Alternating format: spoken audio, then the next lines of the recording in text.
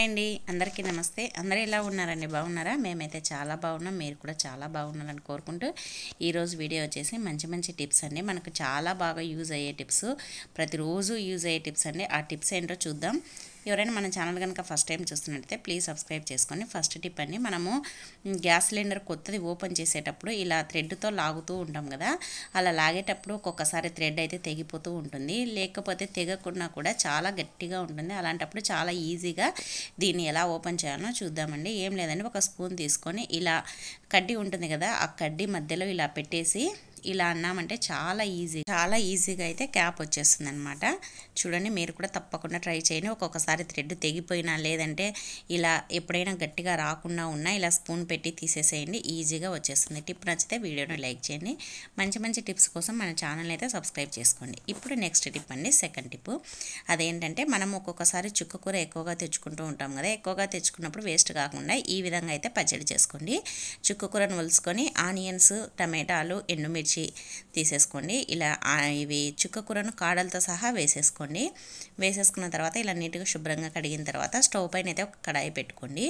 కడాయి కానీ ప్యాన్ కానీ ఏదైనా సరే పెట్టుకున్న తర్వాత దాంట్లో ఒక 2-3 టేబుల్ స్పూన్ల ఆయిల్ వేసుకొని తర్వాత ధనియాలు వేసుకోవాలి. ఆయిల్ హీట్ ఎక్కిన తర్వాత ధనియాలు కొద్దిగా వేగిన తర్వాత ఎండుమిర్చి తీసుకున్నాం కదా, ఎండుమిర్చిని ఇలా తుంచి వేసుకోవాలన్నమాట. తుంచి వేసుకుంటే బాగా వేగిపోతాయి, మధ్యలో లోపల అంతా బాగా వేగుతాయి అన్నమాట. నేనైతే ఒక పెద్ద కట్ట తీసుకున్నానండి, అది పప్పులేకైతే ఎక్కువ అవుతుందని ఇలా పచ్చడి చేస్తున్నాను. ఇప్పుడు కొద్దిగా వేగిన తర్వాత దీంట్లో వెల్లుల్లి, తర్వాత 1 టేబుల్ స్పూన్ జీలకర్ర వేసుకోండి. ఒక ఎండుమిర్చిని అయితే ఒక 20 దాకా వేసుకున్నానండి ఒక కట్టకి. ఇలా బాగా వేయించుకున్న తర్వాత తీసి పెట్టేసుకోవాలి. తర్వాత అదే ప్యాన్లోనే ఇంకొద్దిగా ఆయిల్ వేసేసుకొని ఇప్పుడు మనము ముందుగా తరిగి పెట్టుకున్న టమాటాలని 2 టమాటాలు తీసుకున్నానండి, ఆ టమాటాలని కూడా ఇలా వేసేసుకొని, సన్నవైతే 2 అండి, మీడియం సైజు అయితే మామూలుగా ఒకటైనా సరిపోతుంది. ఇలా కొద్దిగా మెత్తగా పడేంత వరకు వేయించుకోవాలి. వేయించుకున్న తర్వాత దీంట్లో మనం ముందుగా శుభ్రంగా కడిగి పెట్టుకున్న చుక్కకూరని అయితే వేసేసుకోవాలి. నేనైతే ఒక పెద్ద కట్ట తీసుకున్నాను అనమాట. ఇలా వేసేసుకొని కొద్దిసేపు ఇలా కలిపేసుకున్నామంటే బాగా మెత్తగా పడిపోతుంది అనమాట. ఇలా కొద్దిసేపు వేడి తగిలితేనే ఈ ఆకుకూర అనేది మెత్తబడిపోతుంది. చూడండి, ఇలా బాగా మెత్తబడిపోతుంది. మెత్తబడిపోయిన తర్వాత ఇదంతా బాగా దగ్గరికి వచ్చేటట్టు మనం సిమ్లో పెట్టుకొని వేయించుకోవాలన్నమాట. దీంట్లోనే ఇది మగ్గేటప్పుడే కొద్దిగా పసుపు వేసుకోవాలి. కొద్దిగా పసుపు కూడా వేసుకొని బాగా కలిపేసుకుంటూ ఉన్నామంటే ఆకుకూర, టమాటాలు పూర్తిగా మెత్తగా అయిపోతుందండి. అలా మెత్తగా అయిపోయి దగ్గరకు వచ్చేంత వరకు వేయించుకోవాలి. ఈ పచ్చడి మనం దేంట్లోకి తిన్నా సూపర్ అంటే సూపర్గా ఉంటుందండి. ఇలా బాగా వేయించుకున్న తర్వాత స్టవ్ ఆఫ్ చేసుకొని మనం ముందుగా వేయించి పెట్టుకున్న ఎండుమిర్చి, ధనియాలు, జీలకర్ర ఇవన్నీ ఉన్నాయి కదా, వెల్లుల్లి, ఇవన్నీ మిక్సీలో వేసేసుకోవాలి. మిక్సీ జార్లో వేసుకొని తగినంత ఉప్పు వేసేసుకోవాలండి. తగినంత ఉప్పు కూడా వేసేసుకున్న తర్వాత ఇప్పుడు మూత పెట్టేసి మిక్సీ పట్టేసుకోవాలి. ఇలా మరీ మెత్తగా కాకుండా ఇలా కొద్ది బరకగా పట్టేసుకోవాలి. ఇలా పట్టుకున్న తర్వాత ఒకసారి అంతా బాగా కలిపేసుకోవాలి. కలిపేసి మనం ముందుగా మగ్గపెట్టి పెట్టుకున్న చుక్కకూరని కూడా ఇప్పుడైతే వేసేసుకోవాలి. చుక్కకూరను కూడా వేసుకొని బాగా కలపాలన్నమాట. ఈ పొడిలో మనం కారం పడినాం కదా, ఆ పొడిలో బాగా కలిసేటట్టు కలిపేసేయాలి. ఇది మనం ఇలాగే మిక్సీ పట్టేసినామంటే పూర్తి పేస్ట్ మాదిరి అయిపోతుందండి. అందుకోసమని ముందుగానే ఇలా కలిపేసుకున్నా కూడా కలిసిపోతుంది. అందుకోసమని ఇలా బాగా కలిపేసుకొని ఒక్కసారి తిప్పేసుకోవాలన్నమాట. దీంట్లోనే ఆనియన్స్ కూడా వేసేసుకోవాలి. ఇలా వేసేసుకొని ఒక్కసారి ఇలా కలిపేసుకొని లైట్గా తిప్పేసేయాలన్నమాట. తిరిగినట్టుగా తిప్పేసుకొని తీసుకున్నామంటే ఇంకా అంతే, పచ్చడి రెడీ అయిపోతుందండి. ఇది ఒక బౌల్లోకి తీసుకున్నాము.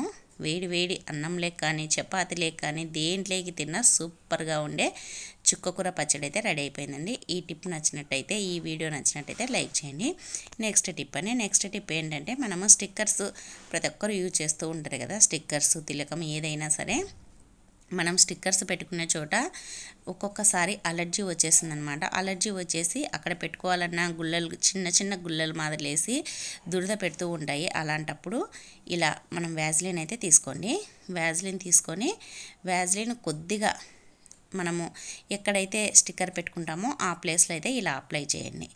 ఇలా అప్లై చేసి తర్వాత మనం స్టిక్కర్ కానీ, తిలకం కానీ, కుంకుమ కానీ ఏది పెట్టుకున్నా మనకు దురద అనేది రాకుండా, అలర్జీ రాకుండా ఉంటుందండి. చాలామందికి కుంకుమ పెట్టుకున్నా ఇలాంటి స్టిక్కర్స్ గమ్ము కూడా పడక అలర్జీ వస్తుంటుంది. అలా రాకుండా అయితే చాలా బాగా యూజ్ అవుతుందండి. ఇలా వ్యాజ్లిన్ పెట్టుకోవడం వల్ల. టిప్ నచ్చితే వీడియోని లైక్ చేయండి. లాస్ట్ టిప్ అండి, మన ఇంట్లో ఈ ప్లేట్ ఎలాగో ఉంటుంది కదా, కొబ్బరి తురిమే ప్లేటు. దీనివల్ల ఎన్ని ఉపయోగాలు మీరే చూడండి. ఏం లేదండి, మనము ఆనియన్స్ కట్ చేస్తుంటాం కదా, ఒక్కొక్కసారి మనం ఏదైనా కర్రీ చేసుకోవాలన్నా, లేదంటే ఆనియన్స్కు మనం పేస్ట్ పట్టుకోవాలన్నా, పచ్చడి చేసుకోవాలన్నా కరెంట్ అయితే పోతుంది. అలా పోయినప్పుడైతే మనం కరెంటుతో పని లేకుండా, మిక్సీ జార్తో పని లేకుండా ఈ విధంగా అయితే మనం ఎంత సన్నగా కావాలంటే అంత సన్నగా తురుముకోవచ్చు అనమాట. కత్తిపీట కూడా అవసరం లేదు మనకి. ఇంకా ఇలా సన్నగా తరుముకునేదాన్ని మనం పచ్చడి కావాలంటే దీంట్లోనే ఎర్రకారం పచ్చడి కావాలంటే కారం ఉప్పు వేసి కలిపేసినా కూడా పచ్చడి రెడీ అయిపోతుంది.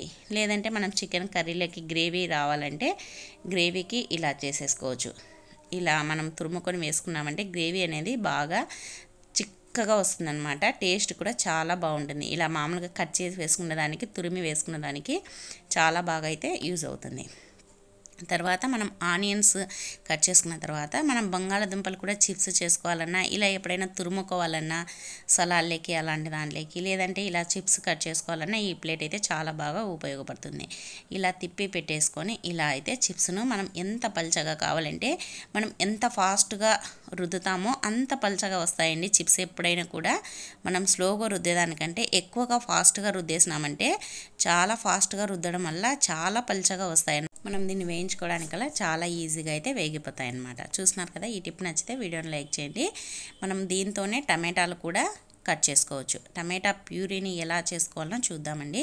మనం మిక్సీ పట్టేసుకుని ఉంటాం. మిక్సీ పట్టనవసరం లేకుండా ఇలా ఈజీగా ఇలా మనం ఈ కొబ్బరి తురిమే దాంతో ఇలా అన్నేసినామంటే చాలా మెత్తగా అయితే పేస్ట్ వచ్చేసిందనమాట. టమాటా ప్యూరీ మనం మిక్సీ పట్టాల్సిన అవసరం లేకుండా, కరెంట్ లేదే అని ఇబ్బంది పడాల్సిన అవసరం లేకుండా చాలా ఈజీగా మన ఇంట్లో ఉండే వాటితో ₹1 కూడా ఖర్చు లేకుండా ఇలా ప్యూరీని అయితే తయారు చేసుకోవచ్చు అనమాట.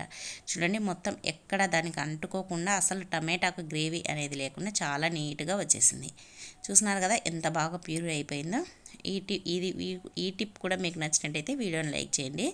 మనం ఈ ప్లేట్ తోటే ఇంకా ఎన్ని రకాలుగా తురుముకోవచ్చో చూడండి. అల్లం కూడా పైన చెక్ తీసేసుకొని ఇలా తురిమేసుకోవచ్చు. తర్వాత క్యారెట్ తురుముకోవచ్చు, దోసకాయ తురుముకోవచ్చు, స్లైసెస్గా కావాలంటే కట్ చేసుకోవచ్చు. ఇలా ఎన్ని రకాలైన ఈ ఒక్క ప్లేట్ ఉంటే చాలండి, చాలా ఈజీగా అయితే పని అయిపోతుంది. మీకు నచ్చినట్టయితే ప్లీజ్ లైక్ చేయండి, షేర్ చేయండి, కమెంట్ చేయండి. మంచి మంచి వీడియోల కోసం మన ఛానల్ని అయితే సబ్స్క్రైబ్ చేసుకోండి. Thank you.